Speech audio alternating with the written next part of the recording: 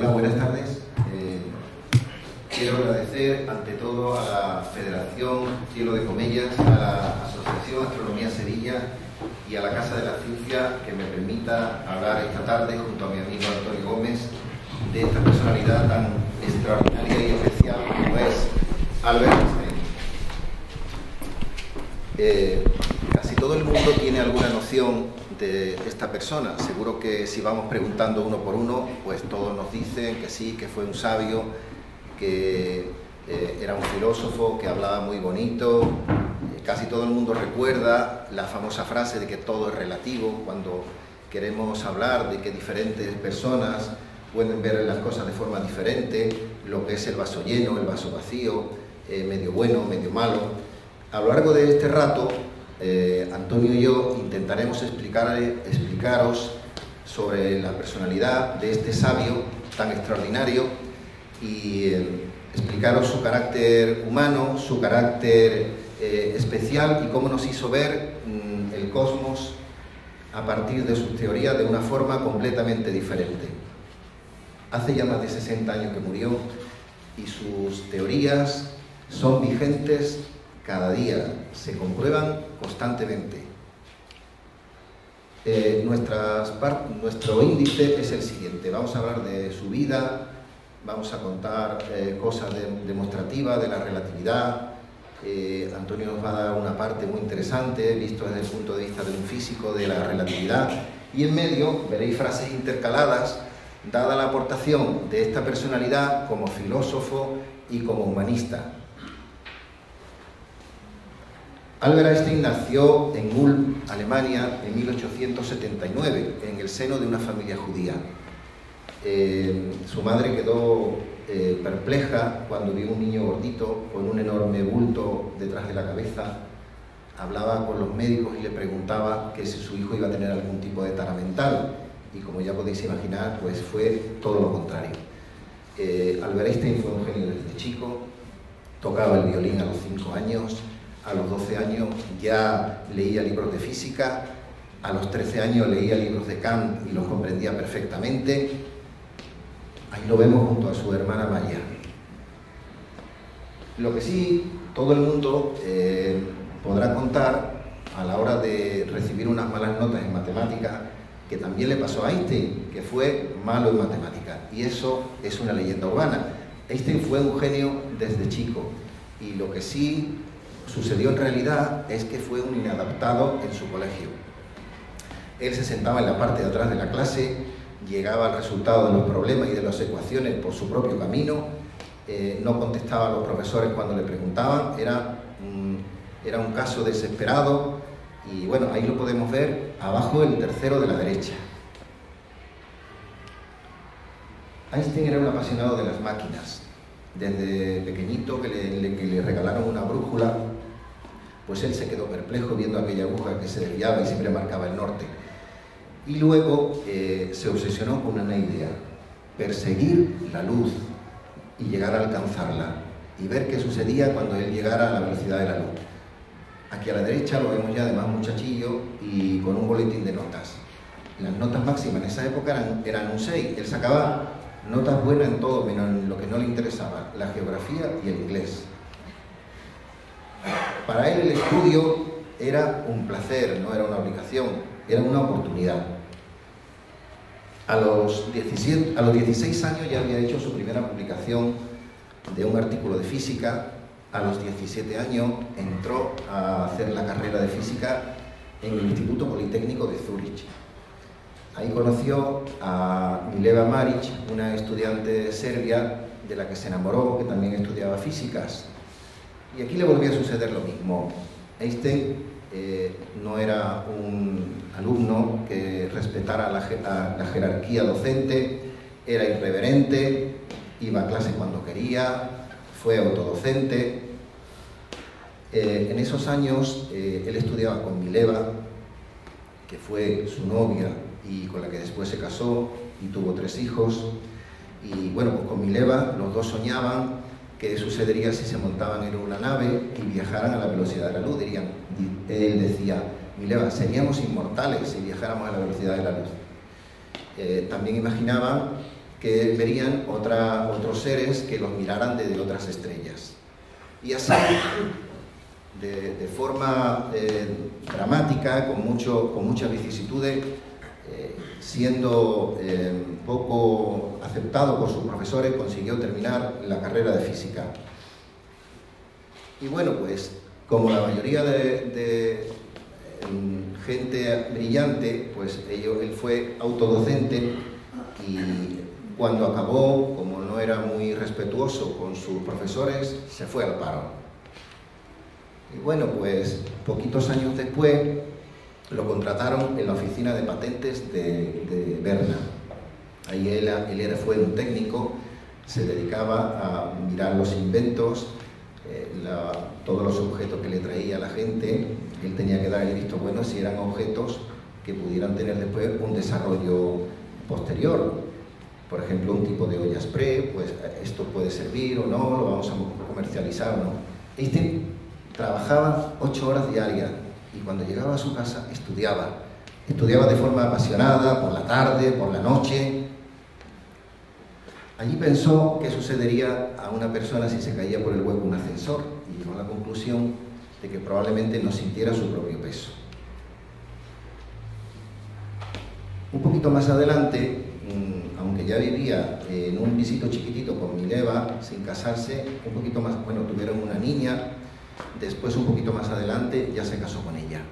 Es importante que pensemos en ella porque algunos ven coautoría en la teoría especial de la relatividad. Mileva desde luego lo apoyó, revisaba sus ecuaciones, le daba el visto bueno, pero también pudo participar mucho en su teoría especial de relatividad. El año más importante para la ciencia fue en 1905. Este año publica 5 artículos en la revista Anales de la Física, entre ellos el más importante que vemos aquí abajo, sobre la teoría especial de relatividad. Estos artículos tuvo que defenderlo públicamente delante de foros científicos y fue desacreditado, se burlaron de él, y al final, para colmo, tenía que demostrarlos. Diremos despacito ahora, como nos explicaba la profesora de filosofía en el instituto, que fue la primera que me habló de Einstein a la edad de 13 años, diremos ahora despacito los puntos principales de la teoría especial de relatividad. Las leyes que rigen los fenómenos físicos son las mismas en todos los sistemas de referencia inercial. Sistemas de referencia son los sistemas que utilizamos para localizar un objeto en móvil o en movimiento. Sistemas de referencia inercial son las coordenadas que utilizamos cuando tenemos un objeto que se mueve con movimiento uniforme.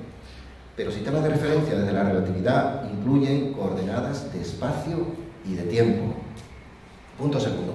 La velocidad de la luz es constante en todos los sistemas de referencia, sea un objeto móvil o en movimiento. Punto tercero. A la velocidad de la luz hay dilatación del tiempo y contracción del espacio. Punto 4. Diferentes observadores pueden ver un mismo fenómeno y sacar sus propias conclusiones de espacio y tiempo, y todas ser verdad. Punto 5. La famosa relación, la fórmula que la tenemos apuntada ahí hasta por 4 veces que la he leído. La relación estrecha entre la energía y la masa a través de ese coeficiente multiplicador que es la velocidad de la luz.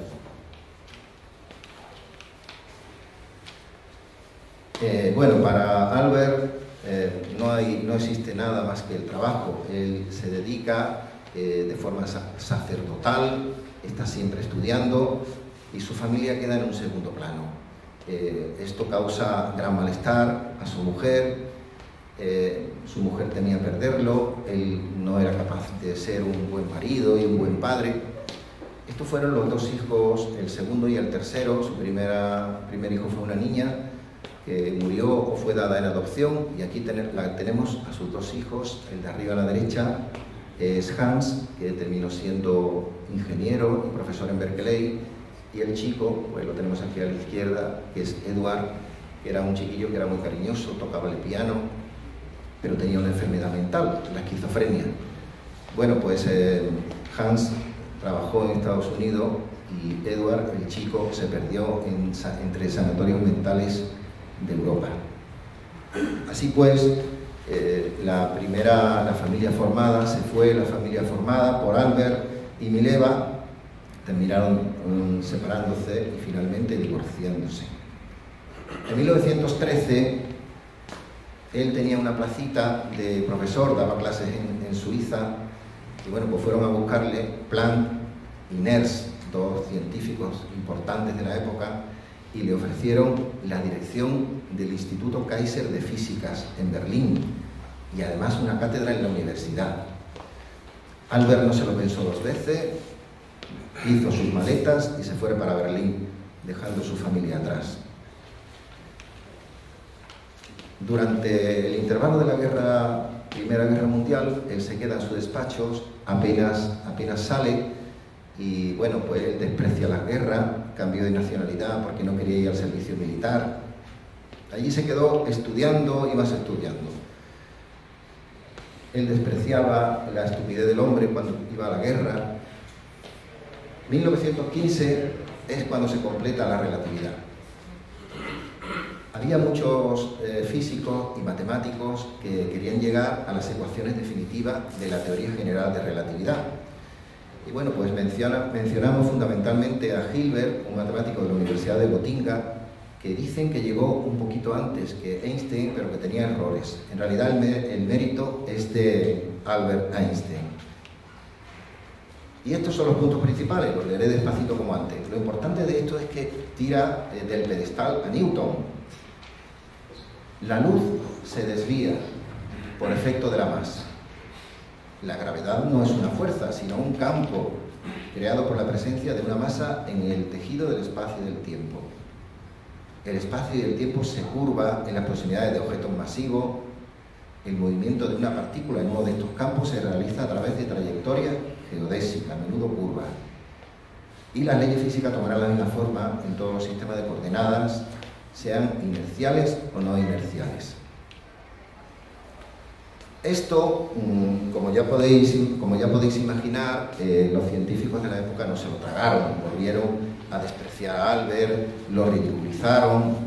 Él se quedó esperando y bueno, pues él escribía cartas a astrónomos y les pedía por favor que comprobaran sus teorías de relatividad, y ocurrió el milagro. En 1919, coincidiendo con un eclipse total de Sol, hubo una expedición al Atlántico Sur. Eligieron de fondo la bella constelación de Tauro, que la vemos ahí. Las Híades fueron estudiadas. Bueno, vemos a Aldebarán y a Pléyade.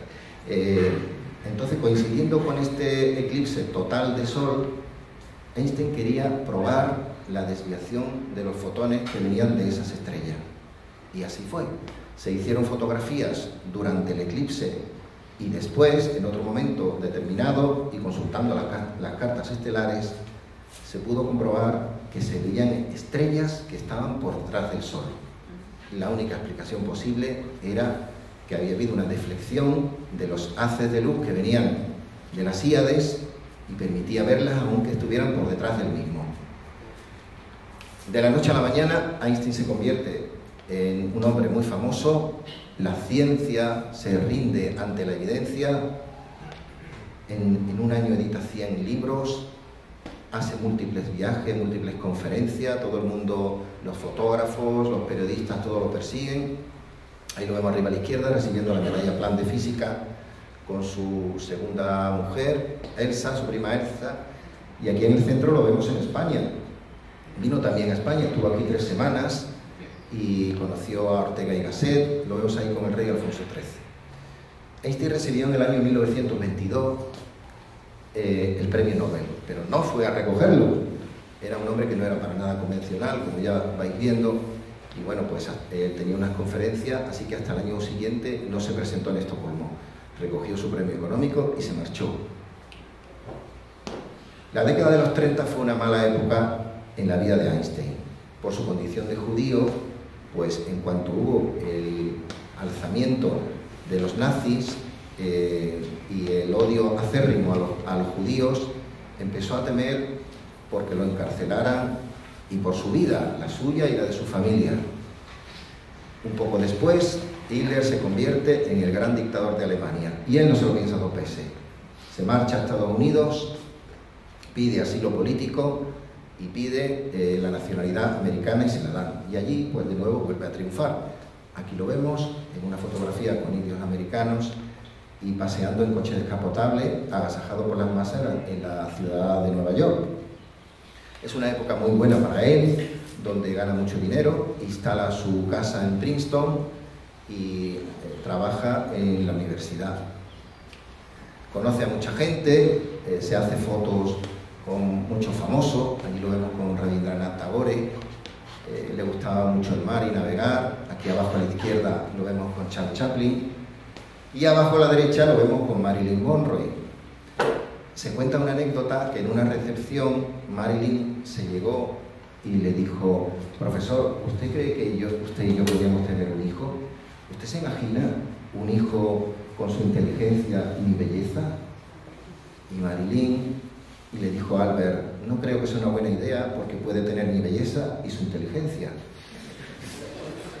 Bueno, pues esto no deja de ser una anécdota porque está demostrado que Marilyn tenía un coeficiente intelectual más alto que el de Albert Einstein, 165 sobre 160. Época de éxito en el que se lo pasaba muy bien, tocaba música con sus amigos, músicos como mis músicos que están por ahí, mis dos hijas, y bueno, pues una época muy buena. Años 40, plena Segunda Guerra Mundial. Hitler está avanzando por Europa, conquistando muchos países, y hay un pánico en Estados Unidos. Se reúnen científicos, emigrantes, exiliados europeos que viven en Estados Unidos y le dicen a Einstein que haga una carta dirigida al presidente explicándole los peligros y que haga acopio de material nuclear y que dé rienda suelta a la creación de la bomba atómica. Hitler nunca creó la bomba atómica, Hitler nunca tiró la bomba atómica. Estados Unidos, como sabéis, sí. El presidente Truman en 1945 tiró la bomba atómica en las ciudades de Hiroshima y Nagasaki, 200.000 muertos, más todos los múltiples daños colaterales que hubo después.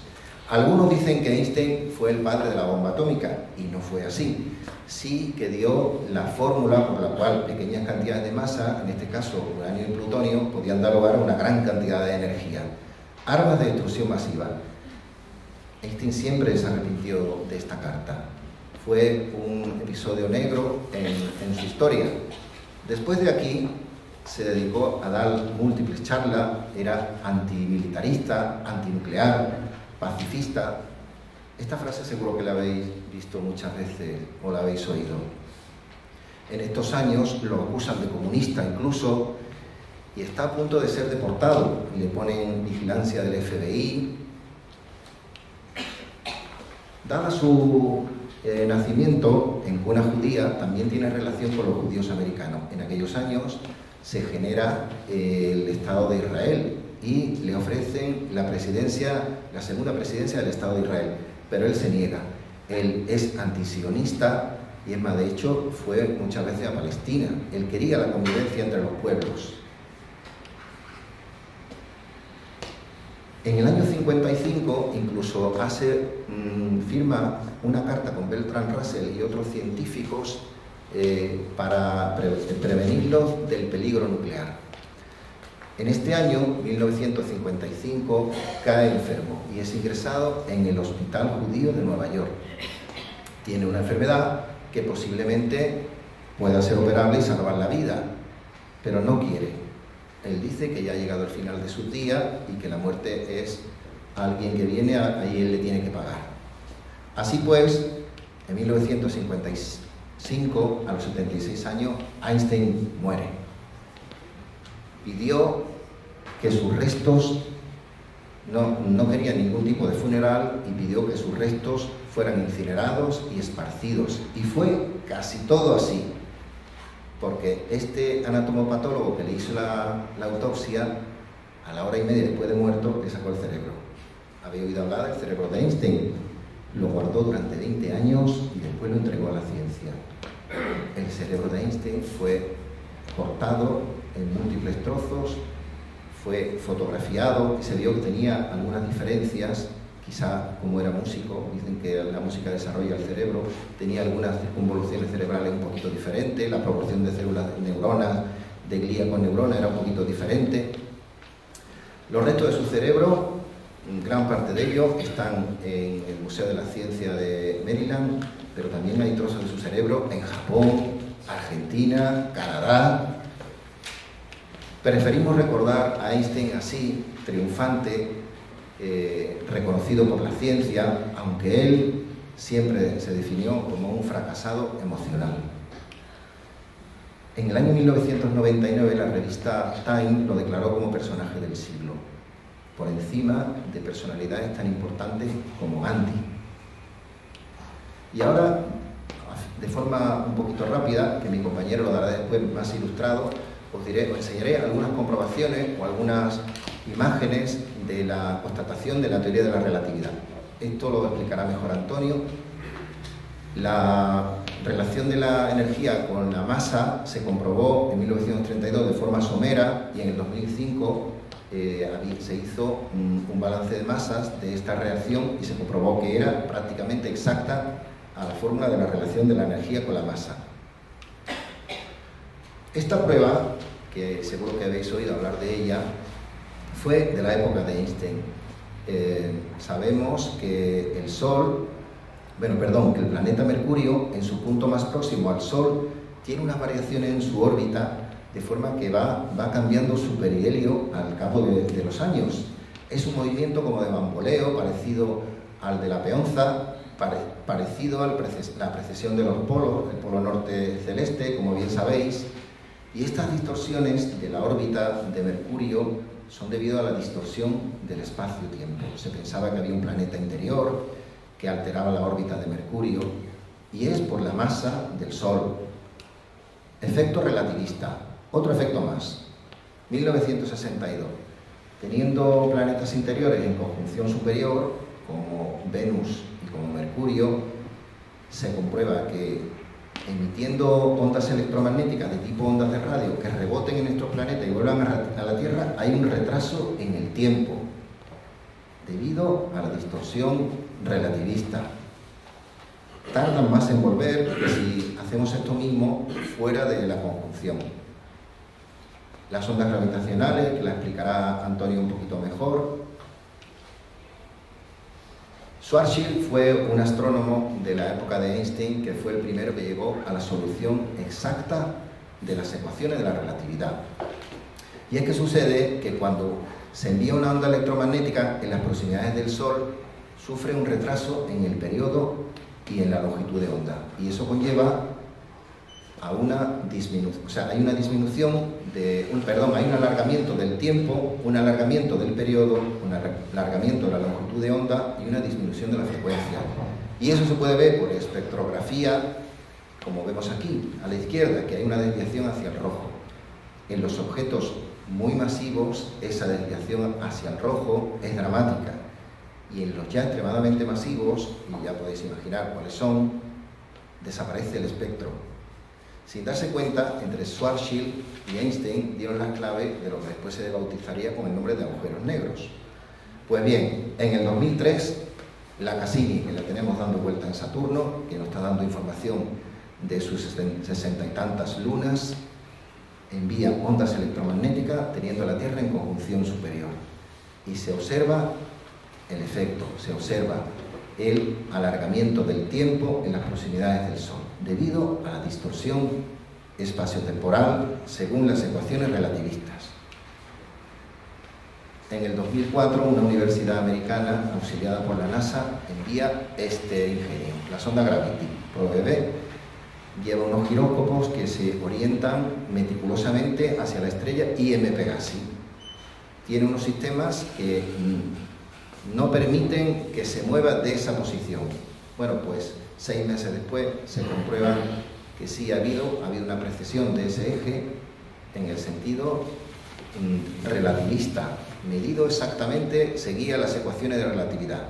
Debido a la masa de la Tierra y debido al propio giro de la Tierra, había habido distorsión del espacio y del tiempo. Y este otro objeto, que es un objeto muy bello, el pequeñito es un pulsar que está a 7000 años luz.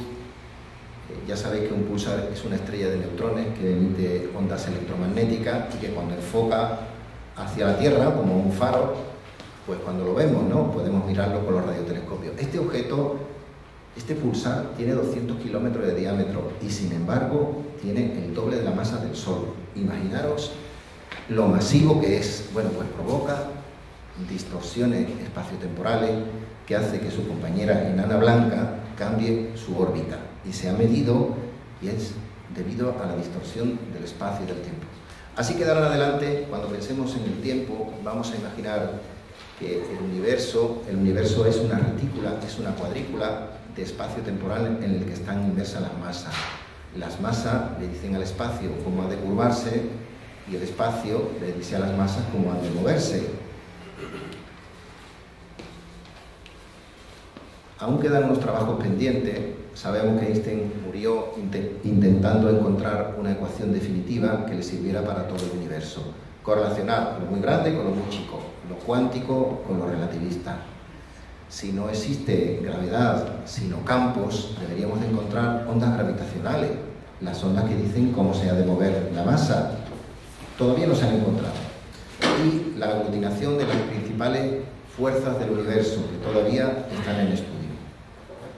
Si uno se fija, se puede dar cuenta de que Einstein aún sigue siendo, después de muerto, produciendo una gran cantidad de dinero. Se estima que del orden de 10 millones de dólares anuales. Gran parte de estos ingresos de Einstein, después de muerto, van para Israel. Y en concreto para la Universidad Hebrea de Jerusalén. En el 2008, la Universidad Hebrea de Jerusalén crea esta web, que os la recomiendo, en el cual se pueden consultar más de 30.000 documentos de la vida y la obra de Albert Einstein. Y bueno, finalizando, os diré que este extraordinario sabio, esta personalidad arrolladora del siglo XX, de pelo alocado, que no usaba calcetines, iba siempre en bicicleta, que era antimilitarista, antinuclear, pacifista, nos cambió completamente la forma de ver el universo y el cosmos. Y nada, y ahora os dejaré al lado de mi amigo Antonio, que os va a explicar desde el punto de vista de un físico la relatividad. Gracias.